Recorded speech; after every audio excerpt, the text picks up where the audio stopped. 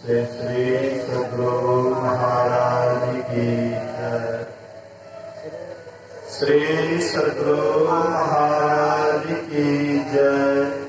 श्री सद्गुरु महाराज की जय।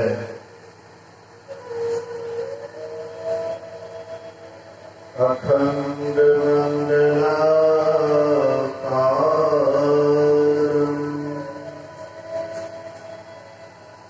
व्याप्तं येन चराचरं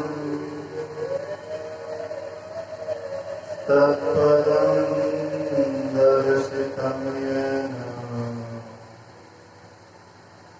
तस्मै श्री गुरुवे नमः। धन्य धन्य सद्गुरु सुखद महिमा कहे न जाए। जो कछु कहो तुम्हारी कृपाए। मोते कछु न बसाए। सर्वत्र सर्वदा वर्तमान सद्गुरु महाराज के पावन चरणों में कोटि कोटि नमन। उपस्थित गुरुजन, धर्म प्रेमी सत्संगी बंधुओं, पूज्या माताओं तथा भक्तिवती बहनों, कोई भी कार्य होता है उसके पीछे कारण होता है। यहाँ पर भी हम आप उपस्थित हैं, इसका भी कुछ कारण है।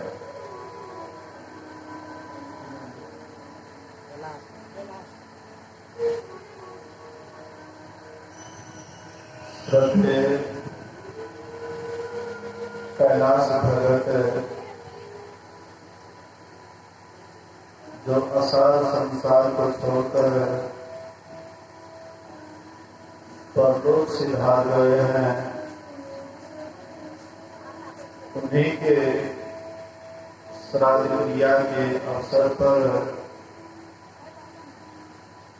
यह संत सत्संग का आयोजन किया गया।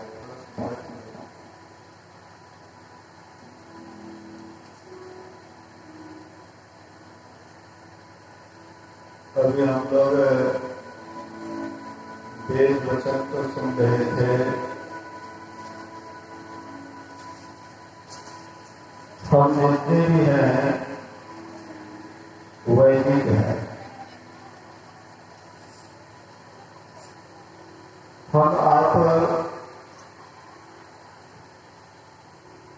वेद ज्ञान को भूल गए हैं।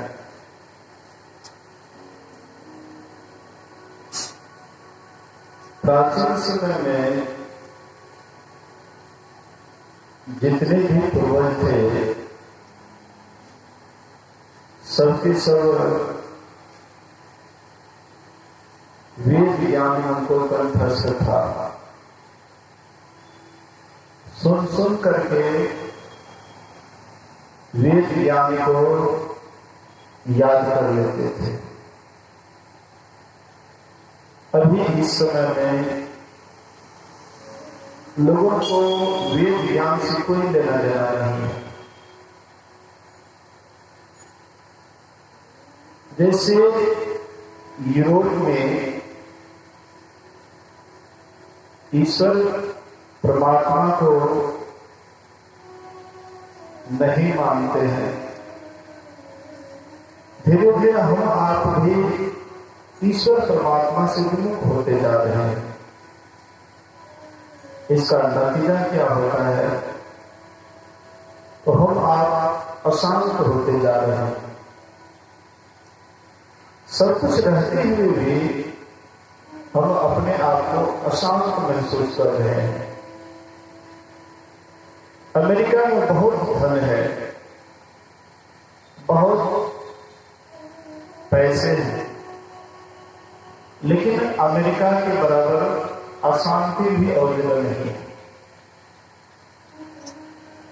इसलिए शांति जब भी मिलेगी, जब तक हम संतों वेद ज्ञान को नहीं अपनाएंगे, ऋषि मुनियों के कहे अनुसार नहीं चलेंगे, तब तक हम कभी भी शांति को प्राप्त नहीं कर सकते। इसलिए वेद भगवान हम मनुष्यों से उपदेश करते हैं। यह ज्ञान केवल मनुष्य ही सीख सकता है। अगर जानवर के पास ज्ञान दिया जाए तो जानवर इस ज्ञान को नहीं सीख सकता है। इस ज्ञान के लायक मनुष्य ही है। यहां तक कि देवता भी इसके लायक नहीं है। जिस देवी देवता की हम लोग पूजा करते हैं, वह देवी देवता भी इस ज्ञान के लायक नहीं है। जब महाराज परीक्षित को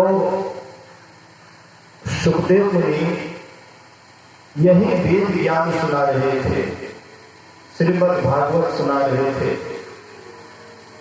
उस समय देवताओं के राजा इंद्र अमृत का कलश लेकर के आया और बोले कि जिस परीक्षित को तुम सुनाने के लिए जा रहे हो भगवत कथा, वह कथा हमको सुनाइए। मेरे पास में अमृत का कलश है, ये अमृत परीक्षित को पिला दीजिए, लेकिन कथा का रसपान, कथा रूपी अमृत हमें पिलाइए। लेकिन सुखदेव मुनि कहते हैं कि इसके हकदार तुम नहीं हो, राजा परीक्षित। राजा परीक्षित मनुष्य शरीर में थे। राजा परीक्षित को मालूम हो गया था कि हमको 7 दिन के अंदर ही मरना है। राजा परीक्षित कलियुग को 4 जगह रहने के लिए बताए थे। कहते थे कि जो वेश्या गमन करता है तुम उसके यहां जाकर के रहो, जो शराब पीता है उनके यहां जाकर के रहो, जो जुआ खेलते हैं उसके यहां जाकर के रहो, और बिना मेहनत के किसी का धन कोई ले लिया है, सोने चांदी, वहां जाकर के रहो। तो परीक्षित मुकुट जो पहने हुए थे, वह सोने के मुकुट था, और जरासंध को मार करके वह सोने का मुकुट छीने थे। वही मुकुट पहन करके गए शिकार करने के लिए। प्यास लग जाता है,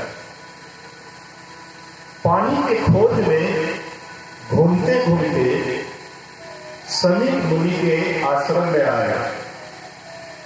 समीप मुनि उस समय ध्यान में बैठे हुए थे, ध्यानस्थ थे।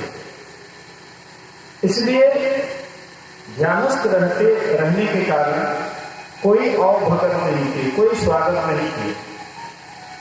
राजा के मन में होता है कि कैसे यह मुनि है, मैं इनका राजा हूं, ये मेरे राज्य में रहता है, और मेरे राज्य में रहते हुए भी मेरा कोई स्वागत नहीं किया, सत्कार नहीं किया, पूछा भी नहीं कि पानी पीजिए या कुछ। क्योंकि कलयुग सवाल होता है तो अपने से बड़े से भी आदर खोजने लग जाते हैं। बेटा बाप से आदर तब खोजता है जब उसके माथे पर कलयुग सवार होता है। नहीं तो बेटा क्यों खोजेगा बाप से आदर, बेटी क्यों खोजेगी मां से आदर, पोतों क्यों खोजेगी सास से आदर। कलयुग सवाल होता है, इसलिए उल्टा दिमाग हो जाता है, जो नहीं करने का वही करता है। कलयुग सवार होने पर। तो कलयुग सवार था। अब ऋषि मुनि ध्यान पर बैठे हुए हैं, ध्यानस्थ हैं, क्या पता कौन आए नहीं आए, ध्यान में लीन थे, कोई जानकारी नहीं। और बोले कि अंधा करके बैठा हुआ है, आंख बंद करके बैठा हुआ है, ऐसे ही तपस्या कर रहा है। कोई ध्यान भजन करते हैं तो बहुत आदमी उसका गिलावा करते हैं, कहते हैं फलना है आंख बंद करके बैठा, क्या क्या मिलेगा उससे। मतलब निंदा वाली बात ही सोचते हैं, निगेटिव बात ही सोचते, पॉजिटिव बात कभी नहीं सोचते कि भाई परमात्मा की भक्ति कर रहे हैं, अच्छा काम कर रहे हैं, हम अगर नहीं कर पा रहे हैं तो कम से कम उनके काम में हस्तक्षेप तो ना करें। लेकिन कलयुग सवार था, इसीलिए ना समझी के कारण एक मरा हुआ सांप बगल में था, वह बाण से उठाता है और समीप मुनि के गले में मरा हुआ सांप लिपटा देता है। उनका एक लड़का था, बड़ा तेजस्वी था, वह भी पिता के साथ ध्यान भजन करते थे, तपस्या करते थे, उनके अंदर में भी ओज तेज था, अध्यात्म शक्ति थी। तो बालकों के साथ उसका लड़का खेल रहा था और कोई बालक आकर के कहते हैं, जानते हो तुम्हारे पिता के गले में यहाँ के जो राजा हैं परीक्षित, वह मरा हुआ सांप लिपटा दिया है, मतलब तुम्हारे पिता को बड़ा अपमान किया है। ऐसा नहीं करना चाहिए जैसा उन्होंने किया है, बहुत घृणित काम किया है। उनके अंदर गुस्सा आ जाता है, आवेश आ जाता है कि मेरे पिता तो बिल्कुल निर्दोष हैं, उनकी तो कोई गलती नहीं, लेकिन वह मूर्ख राजा, उनको पता नहीं, और वह मरा हुआ सांप मेरे पिता के गले में डाल दिया। यही सांप आज के 7वें दिन तक्षक का रूप लेगा और यही जाकर के उनको काटेंगे। आज के 7वें दिन उसकी मृत्यु हो जाएगी। बोलिए श्री सद्गुरु महाराज। पानी जल लिए नदी से और ये भयंकर शाप दे देते हैं। यह शाप की जानकारी जब ध्यान से उठे समीप मुनि, तो उनको मालूम होता है कि मेरा लड़का राजा परीक्षित को शाप दे दिए। वह बालक को कहते हैं कि तुमने ऐसा गलती क्यों किया, तुमको ऐसा नहीं करना चाहिए। बोले कि पिताजी आप ध्यान में बैठे हुए थे, वह राजा आया आपके गले में मरा हुआ सांप डाल दिया, तो क्या हम उसको छोड़ देते? बोले कि बेटा अरे वे राजा थे, हमारे कुटिया पर आए, हम उसका कोई स्वागत नहीं कर पाए, मरा हुआ सांप ही मेरे गले में डाल दिया, तो उससे तुमको ऐसा भयंकर सांप नहीं देना चाहिए, तुमने बड़ी गलती कर दी। बोले पिताजी अब तो गलती हो गई है। बोले कि बेटा जाओ उसको जाकर के जानकारी दो कि ऐसा सांप हमने गलती से दिया है, लेकिन अब जो सांप निकल गया वह तो लौटेगा नहीं। यहां से जाकर के राजा परीक्षित को यह सांप से अवगत करवाते हैं और उनका भी दिमाग तब ठनका जब वह सोने का मुकुट रखते हैं, सिर पर से उतारते हैं, तब उसको गलती महसूस होने लगा कि मैंने बड़ी भयंकर गलती किया। ऋषि थे, ध्यान पर बैठे हुए थे, समाधि में बैठे हुए थे, लेकिन हमको ऐसा नहीं करना चाहिए। हमने मरा हुआ सांप उनके गले में डाल दिया, बड़ा गलती किया। जो पश्चाताप कर ही रहे थे तब तक में वह ऋषि कुमार गए और जाकर के कहते हैं ऐसी बात। बोले कि बिल्कुल आपने ठीक किया, मेरे किए हुए का आपने सजा दे दिया, बिल्कुल ठीक किया, ऐसा होना ही चाहिए। अब राजा सोचे कि हम तो 7 रोज के ही मेहमान हैं, तब यह भोग विलास राज रानी अब कुछ भी दिखाई नहीं पड़ रहा था। कुछ दिखाई पड़ेगा जब हम आपको जानकारी हो जाए कि आज के 7वें दिन मर जाएंगे तो कुछ अच्छा लगेगा, सब फीका लगेगा। हमारे कैलाश बाबू भी सुनते थे, बाद में धीरे धीरे अनासक्त रहने लगे, सब कुछ उसको फीका लगने लगा, कुछ भी अच्छा नहीं लगता था।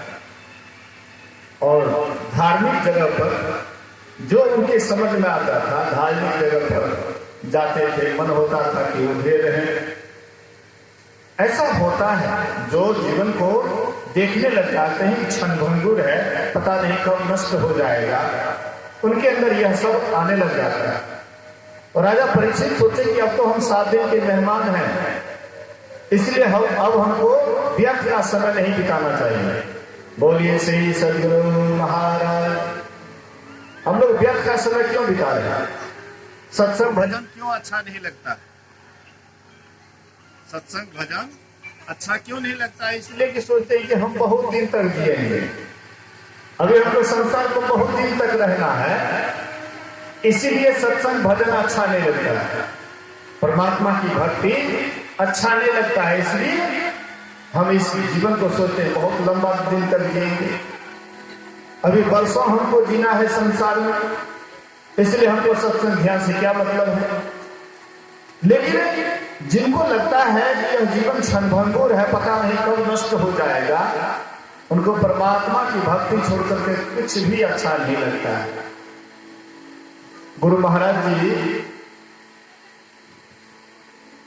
बचपन बोले कि मैंने बचपन के पुस्तक में, एक अंग्रेजी पुस्तक में पढ़ा था, ऑल मेन मस्ट डाई, सभी मनुष्य अवश्य मरेंगे। और गुरु महाराज जी बोले कि यह वाक्य, यह अंग्रेजी वाक्य हमारे जीवन में बहुत बड़ा चमत्कार किए। जो यह विचारने लगेंगे कि मैं पता नहीं कब मर जाऊंगा, उनको संसार का भोग विलास कुछ भी अच्छा नहीं लगेगा। राजा परीक्षित भी सब कुछ छोड़ छाड़ करके, साधु का बाना पहन करके, सब राज पोशाक उतार करके चले गए शुकर क्षेत्र, एकांत जगह है। कैलाश बाबू भी एकांत में आश्रम में चले गए थे, एकदम आराम से पड़े हुए थे। बेटा कहे पिताजी काहे यहाँ पर हैं, आना नहीं चाह रहे थे वहां से। एकांत सब पसंद करते हैं। जब आपको परिवार में ज्यादा कोई परेशानी हो जाएगी, आप भी एकांत खोलते होंगे। एकांत बड़ा प्रिय लगता है, तो ये एकांत चले गए शुकर क्षेत्र, और वहां जाकर के वे क्या करते हैं, सब दिमाग से, सब कुछ दिमाग से निकाल देते हैं। मोह ममता, परिवार, हाँ, धन, सारा कुछ दिमाग से निकाल दिए।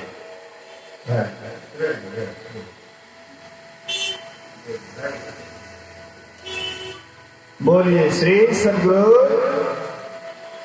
सब कुछ दिमाग से निकाल दिए और वे परमात्मा का चिंतन करने लग जाते हैं। गोस्वामी तुलसीदास जी महाराज कहते हैं, जा पर जाकी सत्य सले हो, सो मिले ना कछु संदेह। जिस पर जिनको सत्य स्नेह होता है वह उनको जरूर मिलता है। उनको परमात्मा से स्नेह हो गया, ईश्वर से प्रेम हो गया। तो परमात्मा से जब स्नेह होता, प्रेम होता है, तो सबसे पहले परमात्मा क्या करते हैं, तो हम लोगों के पास महापुरुष को भेजते हैं, संत को भेजते हैं कि जाओ उसको राह दिखाओ। संतन मत भेद प्रचार किया, हाँ, गुरु साहब बाबा जी। संतों का जो भेद है, ये जब तक संतों के पास नहीं जाएंगे, परमात्मा की भक्ति की सही रास्ता बताने वाले अगर कोई हैं, तो वे संत महापुरुष हैं। परमात्मा की कृपा होती है। और सुखदेव मुनि घूमते हुए देखते हैं कि आहा, राजा का मन बिल्कुल साफ सुथरा है, बिल्कुल पवित्र है, मोह ममता इनके दिमाग से निकल चुका है, ये बिल्कुल इस कथा के लायक है, बिल्कुल पवित्र है, इनको ये भागवत कथा सुनाना चाहिए, पवित्र कथा सुनाना चाहिए, परमात्मा की चर्चा करनी चाहिए। वहीं पर शुकदेव मुनि जब कथा आरंभ करते हैं तो देवताओं के राजा इंद्र आए अमृत का कलश लेकर के कि महाराज ये जो कथा अमृत आप पान करवाने जा रहे हैं परीक्षित को, ये कथा अमृत का पान इनको मत करवाइए,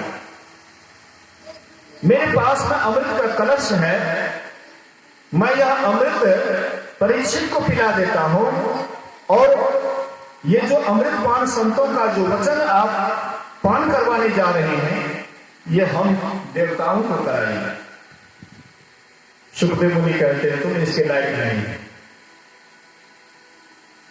संत वचन वह सुधा, देव भी जिसके सदा भिखारी। संत वचन वह सुधा मतलब अमृत, संतों का जो वचन है वही अमृत है, जिसके लिए देवता भी भिखारी बने होते हैं, देव भी जिसके सदा भिखारी। तो ऐसे अमृत पान करने के लिए देवता को भी दुर्लभ है, और वह अमृत पान हम मनुष्य के लिए ही संभव है, हम मनुष्य ही इसका पान कर सकते हैं। और अमृत का पान करने से क्या होता है? अमृत पीने से अमर हो जाता है, जहर खाने से मर जाते हैं। हम आप रोज रोज जहर खा रहे हैं, लेकिन अमृत हम आप नहीं पान करते हैं। जहर हम रोज रोज खा रहे हैं। जहर क्या है? 5 विषय का जो जहर है, पंच विषय का जहर, विषय, विषय, विषय, अयो को हटा दीजिए तो विष। हम आप रोज रोज 5 विषय का विष पान कर रहे हैं, और हमारी जो दुर्गति हो रही है, हम स्वयं अगर झांके अपने जीवन को तो पता लगेगा कि हमारी दुर्गति हो रही है, हम नरक की ओर जा रहे हैं। ऐसा नहीं कि मरने के बाद नरक जाएंगे, ऐसी बात नहीं, जीते भी हम नरक में हैं। अभी हम कहां पर हैं? देख लीजिए आंख बंद करके, हम बिल्कुल नरक में हैं, दुख में हैं, कष्ट में हैं। तो नरक नहीं है तो क्या है? जीते जी हम नरक भोग रहे हैं, हम कष्ट में हैं। एक बच्चा से